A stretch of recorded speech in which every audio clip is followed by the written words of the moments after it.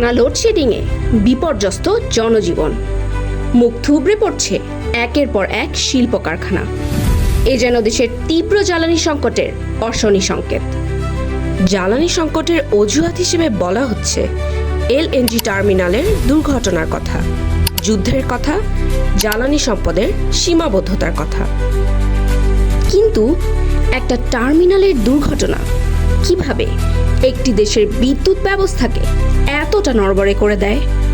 তাছাড়া সত্যি কি যুদ্ধ দায়ী আজকের বিদ্যুৎ সংকটের জন্য? কেননা বাংলাদেশে গ্যাসের উল্লেখযোগ্য সম্ভাবনা রয়েছে, এমনকি বঙ্গোপসাগরের বিশাল অংশ এখনও পর্যাপ্তভাবে অনুসন্ধানও করা হয়নি। তাহলে জ্বালানির এই কৃত্রিম সংকট কেন? এই প্রশ্নের উত্তর পেতে আমাদের তাকাতে হবে জ্বালানি খাতের বাস্তব কাঠামোর দিকে। 2021-22 অর্থ বছরে বাংলাদেশের মোট গ্যাস উৎপাদনের প্রায় 63% এসেছিল ইন্টারন্যাশনাল অয়েল কোম্পানিজ আইওসি এর পরিচালিত ক্ষেত্র থেকে। দেশের জ্বালানি খাতে বিদেশি কোম্পানির এই উল্লেখযোগ্য উপস্থিতি স্বাভাবিকভাবেই একটি মৌলিক প্রশ্ন সামনে আনে। আমাদের জ্বালানি সম্পদের নিয়ন্ত্রণ এবং উৎপাদন সক্ষমতা শেষ পর্যন্ত কার হাত? বিশ্বায়ন আর মালিকানার অবাধ স্বাধীনতার দোহাই দিয়ে সাম্রাজ্যবাদী আমেরিকা ও তার গুটি কয়েক কোম্পানি পুরো জ্বালানি খাতকে কুক্ষিগত করে রেখেছে। অথচ একটা দেশের জ্বালানি ব্যবস্থা কি সাধারণ কোনো পণ্যের মতো? বরং জ্বালানি হলো অর্থনীতির রক্তপ্রবাহ।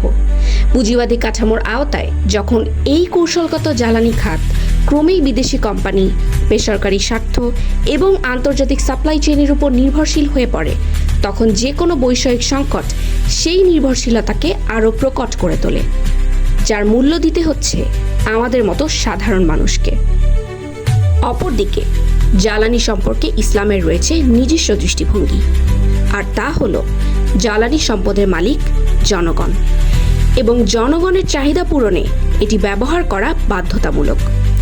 রাসূল সাল্লাল্লাহু আলাইহি ওয়াসাল্লাম বলেছেন, প্রত্যেক মুসলিমের 3টি জিনিসের ওপর সমান অধিকার রয়েছে: মিনারেল, চারণভূমি এবং আগুন বা জ্বালানি।